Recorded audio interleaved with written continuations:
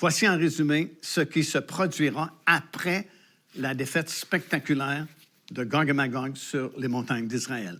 Premièrement, bien sûr, il y aura un bouleversement mondial.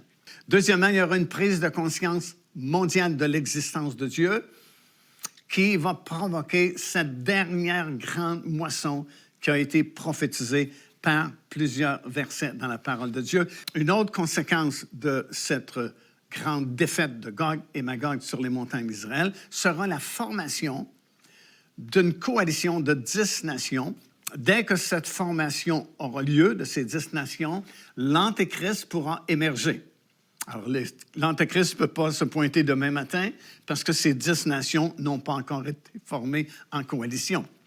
Et c'est précis dans la Bible, surtout dans les prophéties de Daniel, bien sûr, que l'Antéchrist va émerger de ces 10 nations-là. C'est très clair dans la parole du Seigneur.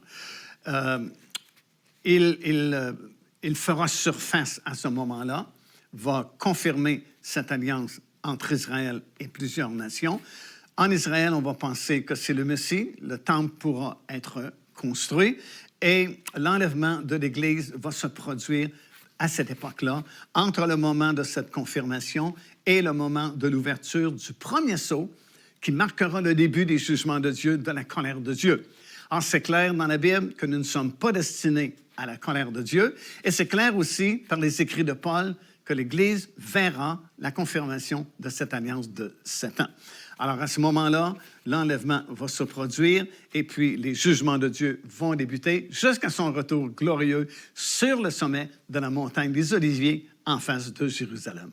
Alors, encore une fois, c'est très clair dans les Écritures, l'enlèvement des croyants doit se produire entre le moment où cette confirmation existera, la confirmation d'une alliance pour une durée de 7 ans, et l'ouverture du premier sceau du livre 7 sceaux qui marque le début des jugements de Dieu. Huitièmement, au milieu de ces 7 années de tribulation qui avaient commencé par la confirmation de cette alliance par l'Antéchrist, finalement, il réussira, cet homme-là, que la Bible appelle l'Antéchrist, à se saisir du contrôle mondial. Alors, il va devenir un seul gouvernement mondial. Il n'y aura qu'une seule religion mondiale qui sera dirigée par le faux prophète pour les dernières 3 années et demie. Et ensemble, ils feront une économie unique, mondiale, et tout le monde devra fonctionner par un système semblable.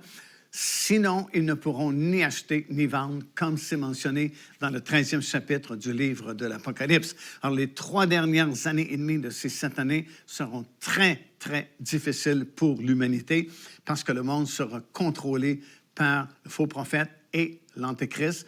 Les 3 grands domaines dans lesquels nous évoluons, la politique, religion et la finance, seront unifiés et ce sera très dur.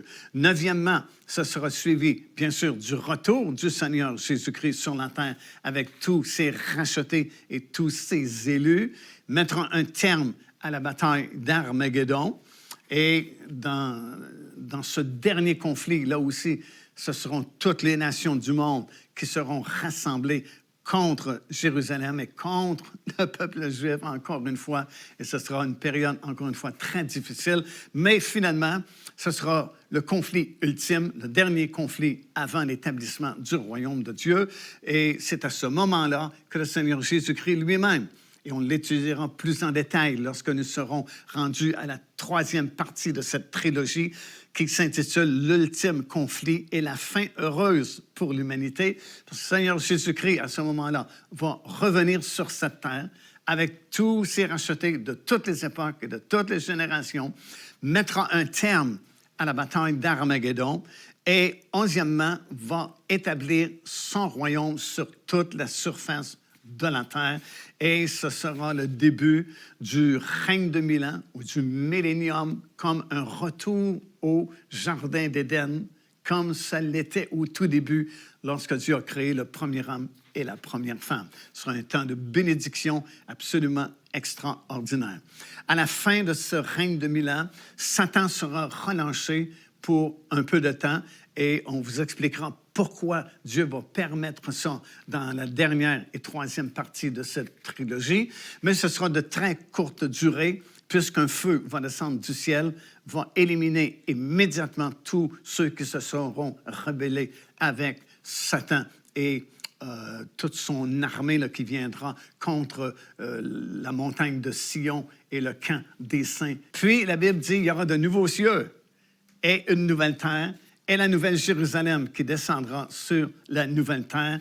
Et à ce moment-là, nous serons dans notre corps glorieux et il n'y aura plus de changement, il n'y aura plus d'épreuves, il n'y aura plus de recommencement, mais nous serons éternellement avec Dieu dans notre corps glorieux, dans un monde où il n'y aura plus de guerre, il n'y aura plus de famine, il n'y aura plus de péché, il n'y aura plus de choses mauvaises comme nous le voyons aujourd'hui, il n'y aura plus de pollution, il n'y aura plus de violence. Ce sera un monde totalement parfait avec Dieu lui-même en personne qui sera ici sur la terre, dans un monde nouveau, et ce sera pour toujours, ce sera éternellement la gloire de Dieu qui sera parmi nous.